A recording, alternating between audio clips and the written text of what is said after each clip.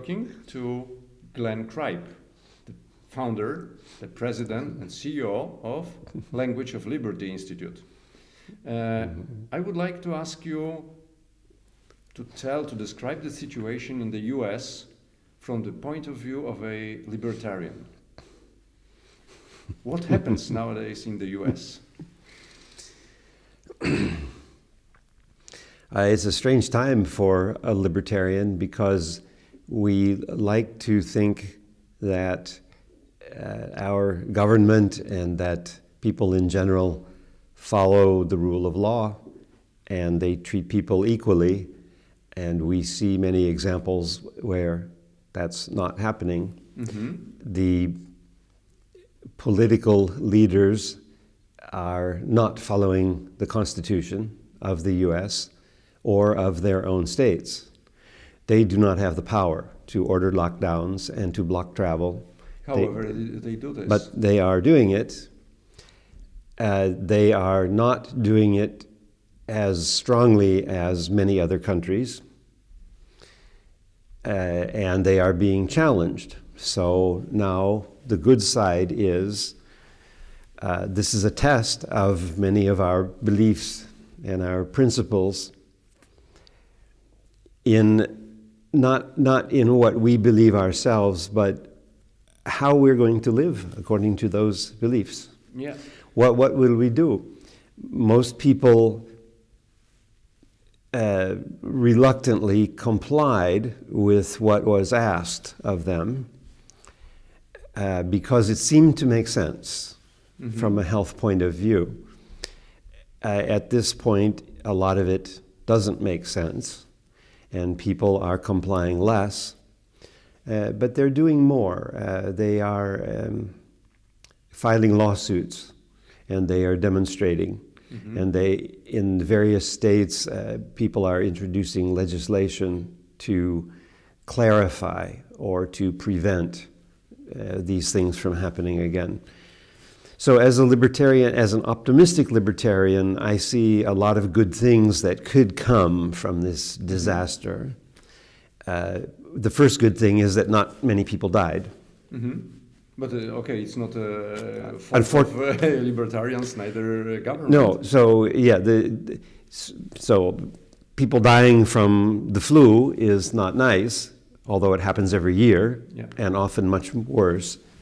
But economically and politically and philosophically, good things can come of this. There are signs of this. But do you think that this protest of Americans, does it have any kind of influence of what government are doing? I think it does. I don't know if it's enough to. In 5 years, if we look back at this period, will we say we were more free before? I think this is the fundamental question for libertarians is, does this policy or does this action lead to more freedom or less freedom? More choices, fewer choices, more flexibility. But I think that now we are seeing the process of strengthening of the government, so that they get more power.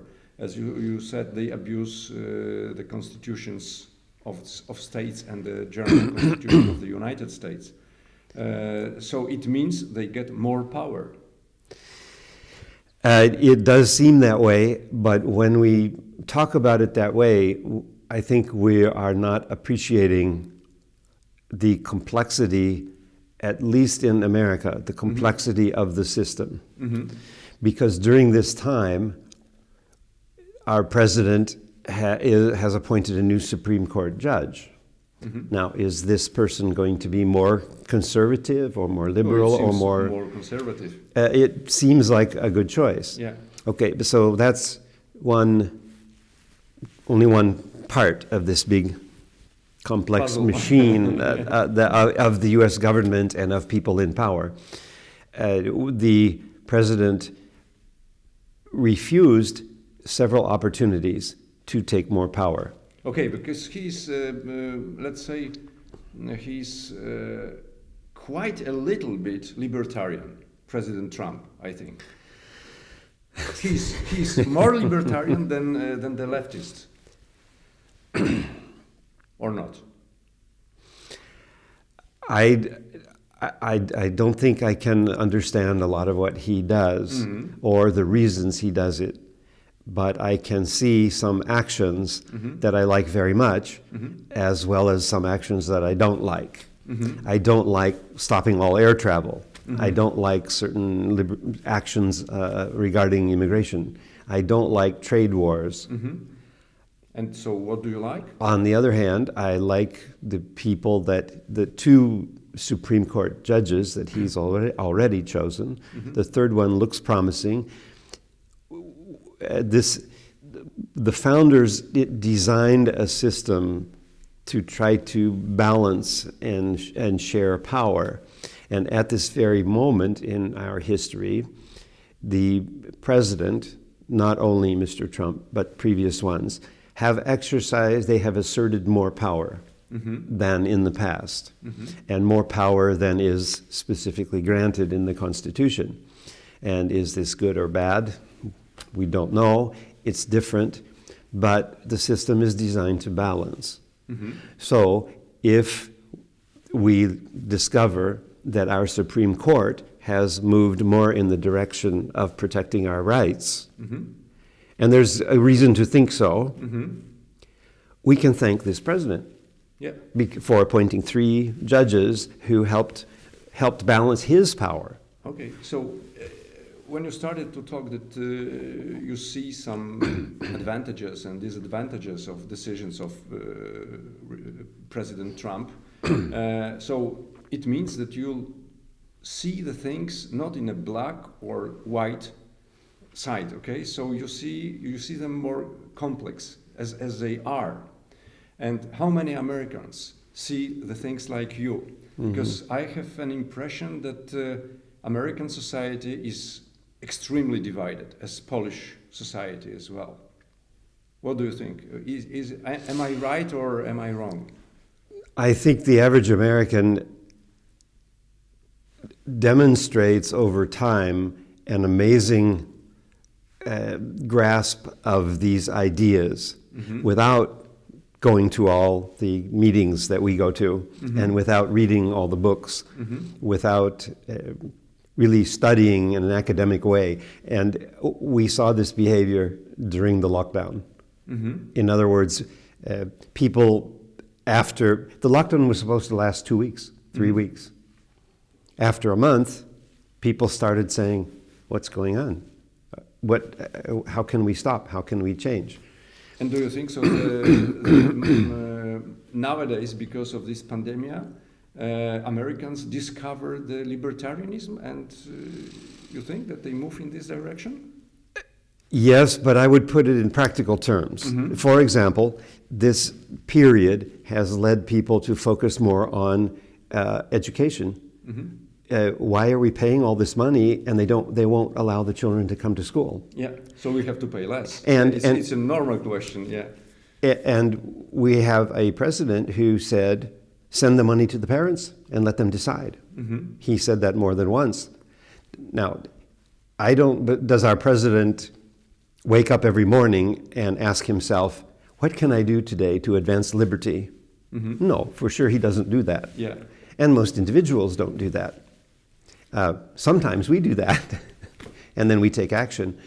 But what he does for various reasons and what he suggests is not 100% stupid. There are some things that really make sense, and no one else has the power or the strength to resist all the pressure on the other side. I think this is maybe the best thing that can be said about this person, is that he resists and fights where everyone else is too afraid. Okay. And sometimes those are things that we don't like, and sometimes they are things we like very much. Americans are questioning the role and the value and the effectiveness of police. We have many problems in our system. They are too violent, I think. We say the police, but remember that this is not a federal government function. It's a state function. The states So the rules are not the same everywhere. In every state, yeah. But there are many conditions that have led to problems. And some states, pushed by this situation, some states have already taken measures to change the power of the police. Their ability to enter without a warrant, their ability to seize your car if they think there's marijuana in it, the ability to claim immunity from bad behavior so they're not sued. These are not new problems. There has been pressure for reform, but the past few months have given extra push. The world saw this as a result to the shootings, the killings of some young men, young black men and women. It's a very spectacular event and very emotional. Yes, so is that a result of the virus or the lockdown? Well, probably not. But these events happened in an atmosphere of people questioning, and we grow up, and probably you do too. You think of the police as somebody you can call when you need help. Yeah, I mean they're supposed to protect your life and property. Yeah, and as effectively as possible. Yeah. And what we have seen, especially in a place like Portland, is you call the police because bad guys are coming with knives and guns and they're going to smash your windows and take your material. And other kind of bad guys is coming dressed in the uniforms and they kill each other. Or they don't come. Or they don't. And if they come, they cause more problems and they behave badly. If they don't come, you're... Now, what's unusual, especially unusual about America, is that so many people are armed. Yeah. And we are able to protect ourselves because our history is you don't rely on police. Yeah. When the first settlers come, there were no police. Yeah, so we in Europe are taught that the state, it's some kind of parents. They take care of you, so you have to be devoted to the state, you have trust the state, and you Americans, you think that that the state, it's not your father or mother, but you have to be a little bit take them from the distance, and you have to your own gun to protect yourself. I have another question, probably the last one.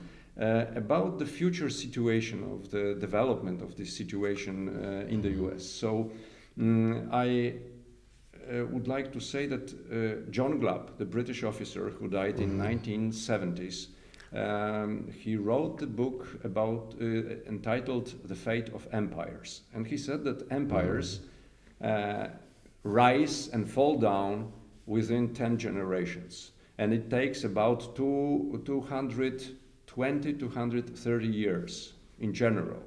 So the collapse, according to John Glubb, the collapse of the United States will occur in 2030, 2040. What do you think about this? Do you think that the United States are going to collapse, or you will manage to solve your problems? I think we'll manage to solve the problems. Yeah. I have to say that I am more worried, even scared, meaning I can wake up at night and think about, because bad things are happening. But bad things have happened before. Bad things happened during the Civil War period, just to pick the dramatic one. Bad things happened in the late 60s and early 70s, the riots at the universities and the Vietnam problems. So I was a student then, and I remember those. So it was worse. I think that's worse. Yeah. And we survived. Our system, as imperfect and strange and complicated as it is, and our culture is a problem-solving culture. And still, you think it's still problem-solving culture? Yes, yeah. Because right now parents are figuring out solutions to educating their children because the government says don't go to school. The government schools have closed. Okay, so yeah. Parents are solving problems and they're creating. So you remain quite optimistic. Well, yes, but there's no guarantee. I mean, our history is that we are open enough and free enough and flexible enough to allow everyone to speak and demonstrate, no matter how crazy it is. We tolerate that better than most countries. And that means that we get more crazy people doing crazier things. Mm-hmm. But what usually happens, I think it's maybe always, except the Civil War, is if we go too far in one direction, people you are perceive, and they say that's too far. You know, we overreact.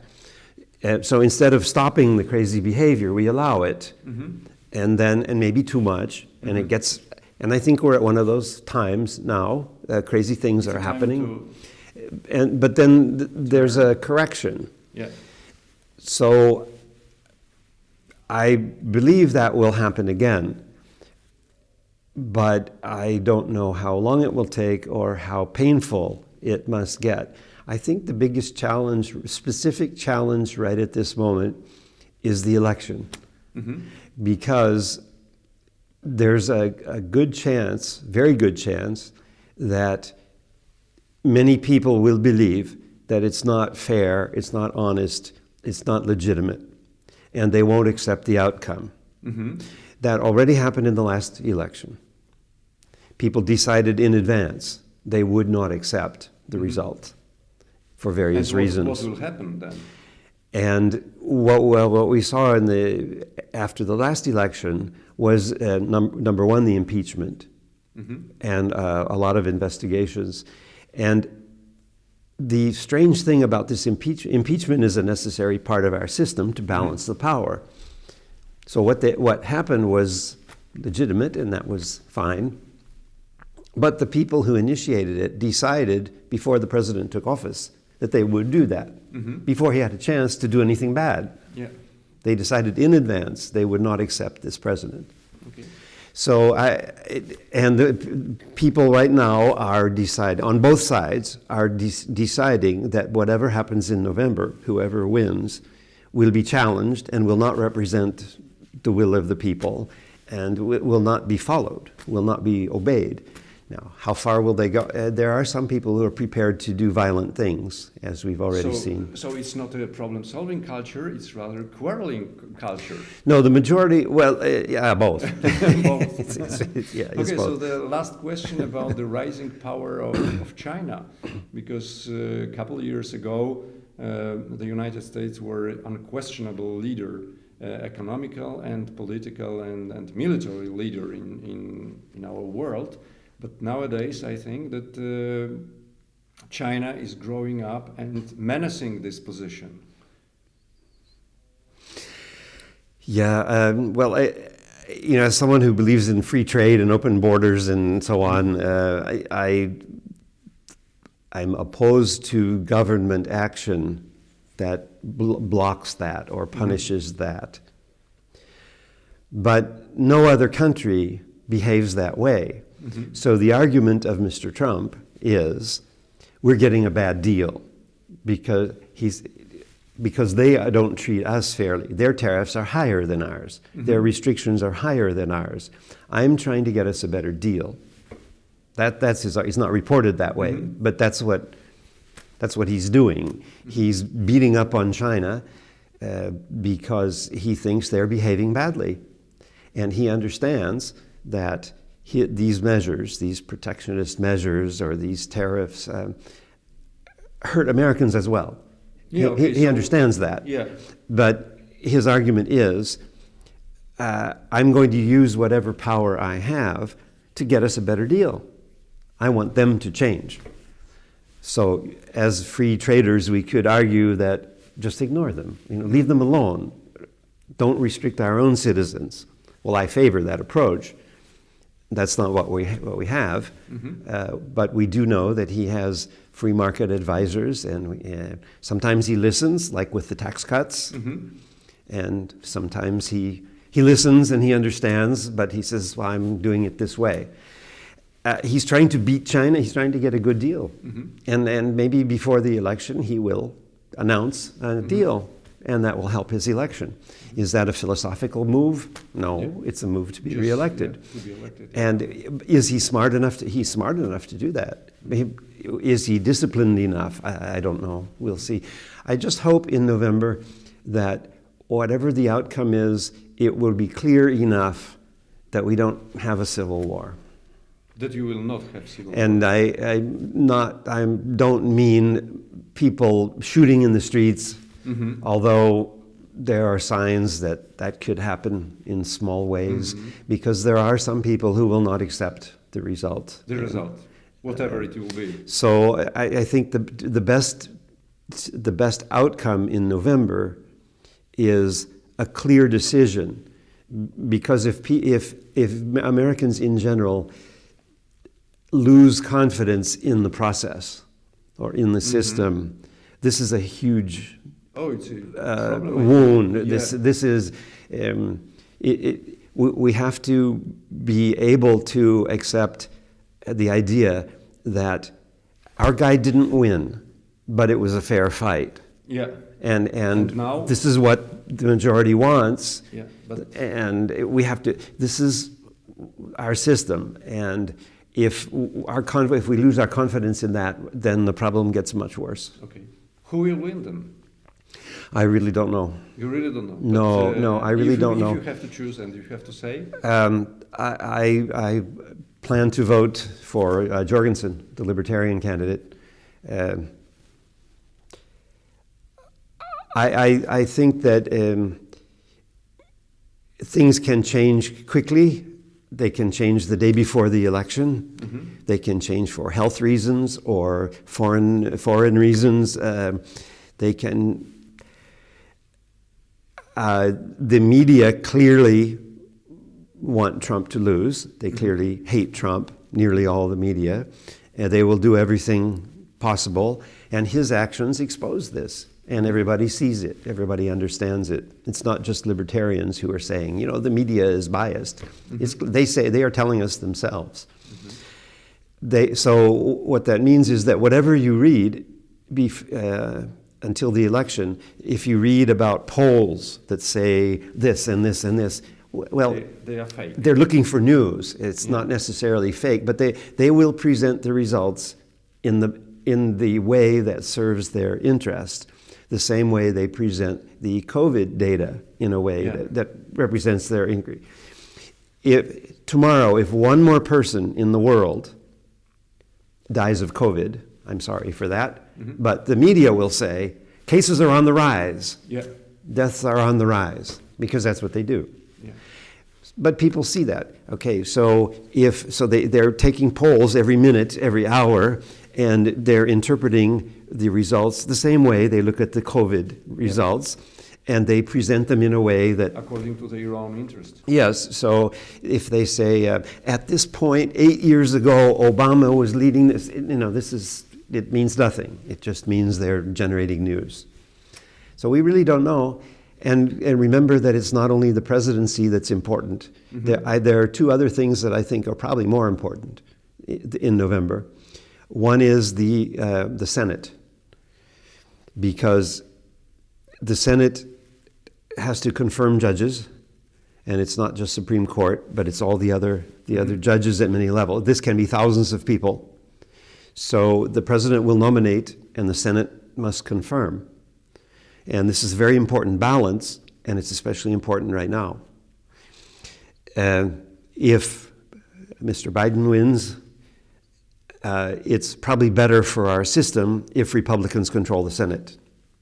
And I understand the libertarian argument that they're all the same, and they both want to control you, and the libertarians represent the true. That's fine. But the way the game is set up, and you can see the effect right now in the confirmation battle about to replace Justice Ginsburg. The Senate has very important things to do, and they are doing them. 4 years ago, the same, or nearly the same Senate, the same leaders, delayed and did not confirm Obama's nominee. Okay, so, and the third, so And- you said President, Senate, and? And then there are in each state, the elections to replace or change the state government, the governors and the legislatures. Will happen in all the states, and that's important this year especially because every 10 years we have a census, we count the people. That's happening this year, 2020, and next year the decision will be made to how many representatives, how many congressmen each state sends to Washington. And some states like California, New York, Illinois will lose representation, and other states, especially Texas and Florida, will gain more seats in the Congress. So that decision is not made by the states, it's made by the Congress. But each state then decide. Arizona will increase its representation by 1 to 10 congressmen. So in Arizona, somebody needs to sit down with the map and draw the boundaries. Where do we have 10 districts now instead of 9, so how do we draw the boundaries? That process is different in each state. But the process is controlled by the party that controls the state government. So in some states you have a divided government and you might have a different result. In other states, the governor has more power. In some states they appoint independent commissions to do this. But the governor chooses the commission members. So each state is a little bit different. But the result is, and each party tries to move the process in a direction that benefits them. So the control of the state governments is especially important this year because whoever controls the state governments will control this process of redistricting, which will affect the composition of Congress for 10 years. Okay. Thank you very much for this short description of today's United States and introduction to the political system. I think it will be very interesting for the Polish audience, what you said, because it shows that your political system is, let's say, different than the Polish one. Thank you very much. Okay, thank you.